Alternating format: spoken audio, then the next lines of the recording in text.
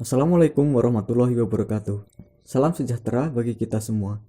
Kami dari kelompok 4 akan menyampaikan pembahasan mengenai permasalahan pengembangan model-model pembelajaran era digital dalam pembelajaran seni. Adapun anggota kelompok kami meliputi Fernando Tegar Sanjaya, Fibri Wicaksana, Hendra Hermawan, Indah Dwi Cahyanti Dipura, dan Masliha Lutfiani. Adapun hal-hal yang akan kami bahas meliputi latar belakang, rumusan masalah dan tujuan, pembahasan, aplikasi yang dimanfaatkan dalam pembelajaran online, model pembelajaran era digital, pengembangan model pendidikan dalam pendidikan seni, dan terakhir, kesimpulan.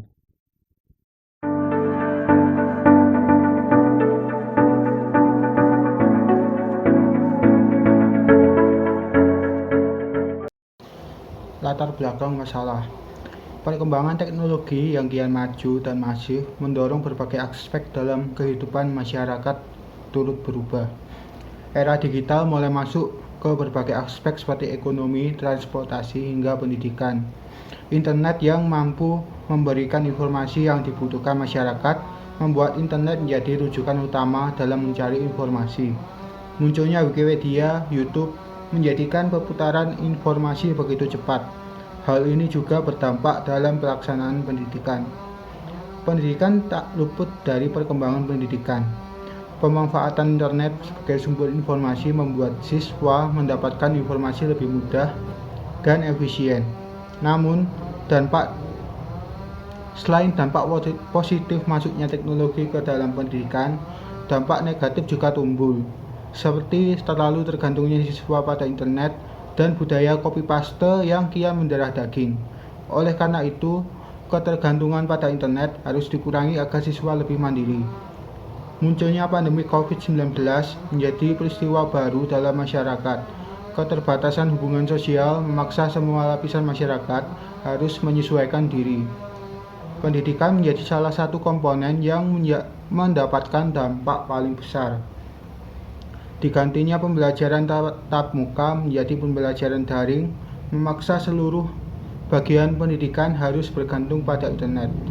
Penggunaan media Zoom, Google Meet, dan WhatsApp menjadi masalah tersendiri karena perlunya adaptasi.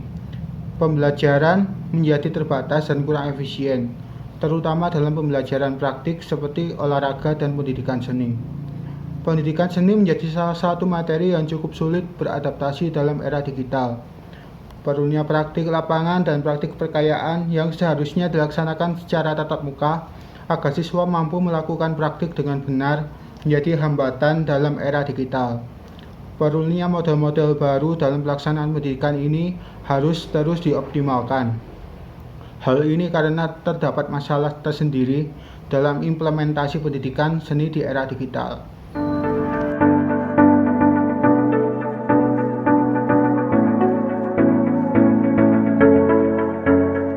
Rumusan masalah. Yang pertama, apa saja permasalahan pengembangan model pembelajaran era digital dalam pembelajaran seni? Poin kedua, bagaimana upaya penyelesaian permasalahan dalam pengembangan model pembelajaran di era digital? Tujuan. Poin pertama, untuk mengetahui apa saja permasalahan dalam pengembangan model pembelajaran di era digital. Poin kedua, untuk mengetahui bagaimana upaya dalam penyelesaian permasalahan dalam pengembangan model pembelajaran di era digital.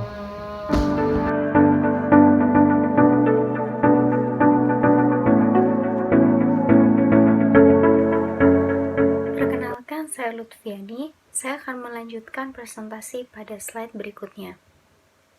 Pembahasan.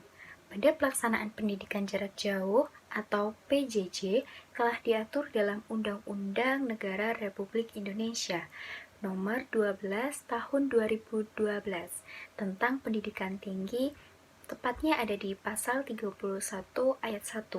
Dikatakan bahwa pendidikan jarak jauh merupakan suatu proses belajar mengajar yang dilakukan secara jarak jauh melalui penggunaan media sosial komunikasi. Kemudian, pada Peraturan Menteri Pendidikan Kebudayaan RI, PJJ juga diatur pada nomor 24 tahun 2012 tentang penyelenggaraan pendidikan jarak jauh pada pendidikan tinggi, pasal 2, ayat 1 dan ayat 2, mencangkup berfungsi sebagai bentuk pendidikan peserta didik yang tidak dapat mengikuti pendidikan secara tatap muka tanpa mengurangi kualitas pendidikan. Kemudian, pendidikan jarak jauh juga bertujuan untuk meningkatkan perluasan dan pemerataan akses terhadap pendidikan yang bermutu dan relevan sesuai dengan kebutuhan peserta didik.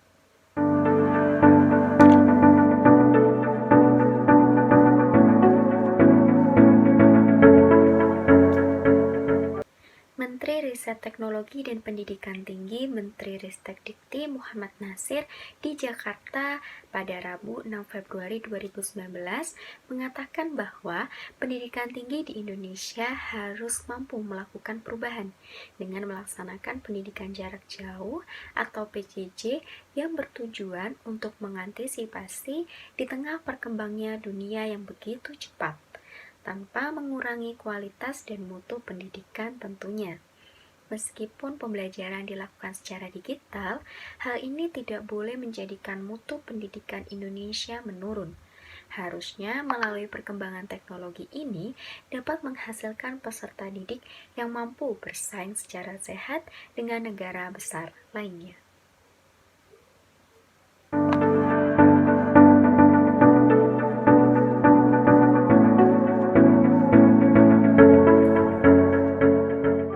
Selanjutnya saya akan menjelaskan aplikasi yang dimanfaatkan dalam pembelajaran online. Yang pertama adalah Google Form. Google Form adalah salah satu situs di bawah naungan Google, di mana Google Form ini berfungsi untuk mengumpulkan data dalam jumlah yang banyak. Dalam pembelajaran online, Google Form ini sering dimanfaatkan sebagai sarana untuk mengumpulkan presensi, untuk mengumpulkan angket, dan untuk melaksanakan ujian.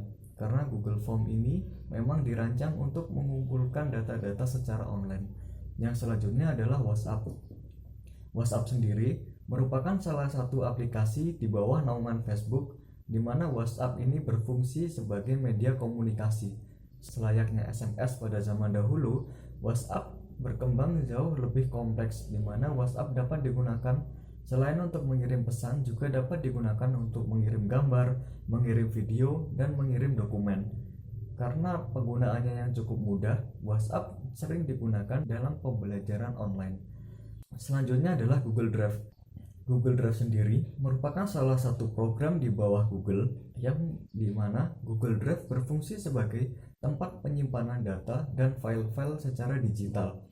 Selain dapat digunakan secara pribadi, Google Drive juga dapat digunakan secara kolektif, di mana orang yang memiliki link dari Google Drive tersebut dapat menggunakannya untuk menyimpan data secara bersama-sama.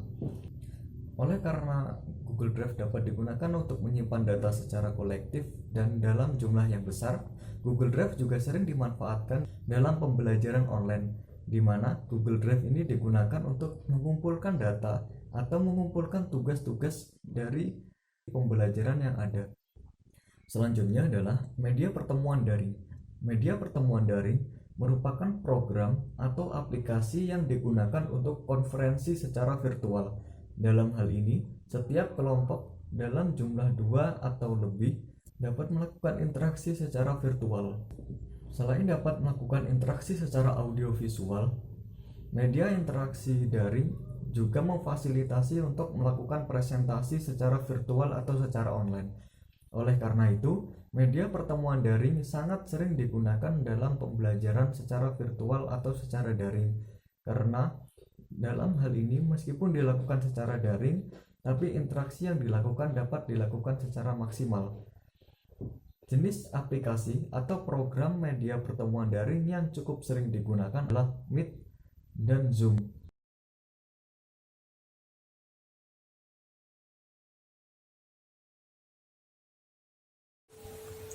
Selanjutnya saya akan membahas mengenai model pembelajaran era digital. Yang pertama, blended learning. Sebuah kemudahan pembelajaran yang menggabungkan berbagai cara penyampaian, model pengajaran, dan gaya pembelajaran memperkenalkan berbagai pilihan media dialog antara fasilitator dengan orang yang mendapat pengajaran. Yang kedua, distance learning atau pembelajaran jarak jauh. Model pendidikan jarak jauh telah berkembang sejak tahun 1883. Seiring dengan berkembangnya ilmu pengetahuan dan teknologi, konsep dan implementasi model pendidikan jarak jauh dapat berkembang pula. Yang ketiga, mobile learning. Mobile learning adalah pembelajaran dengan bantuan teknologi seluler nirkabel atau smartphone. Mobile learning memberikan kemudahan pada siapa saja untuk mengakses informasi dan materi pembelajaran dari mana saja dan kapan saja. Yang keempat, virtual learning environment adalah sebuah platform berbasis web untuk pembelajaran dalam aspek digital yang biasa dipakai oleh beberapa institusi pendidikan.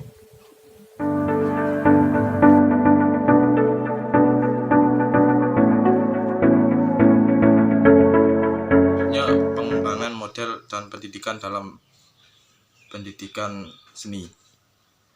Perkembangan seni dan desain menjadi lebih global dan maju, tidak dipungkiri memberikan kontribusi positif bagi kehidupan kita.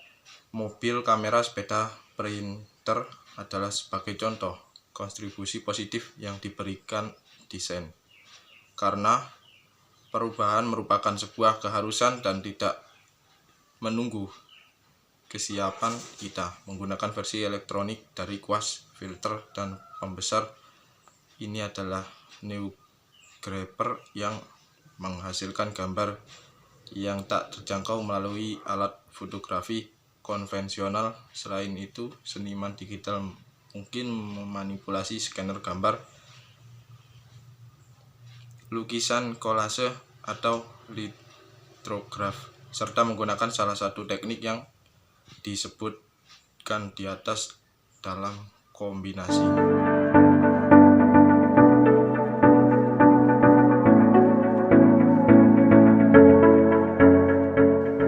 Kesimpulan, pembelajaran di era digital memiliki karakteristik yang berbeda dengan pembelajaran siswa pada masa sebelum ini. Siswa pada masa ini lahir, tumbuh, dan besar bersentuhan langsung dengan dunia digital, sehingga arus informasi yang diperoleh akan berbeda dengan siswa sebelumnya. Oleh karenanya, guru sebagai mitra dalam belajar harus mampu mendesain kegiatan pembelajaran sehingga siswa memperoleh informasi lebih banyak dibanding waktu yang disediakan.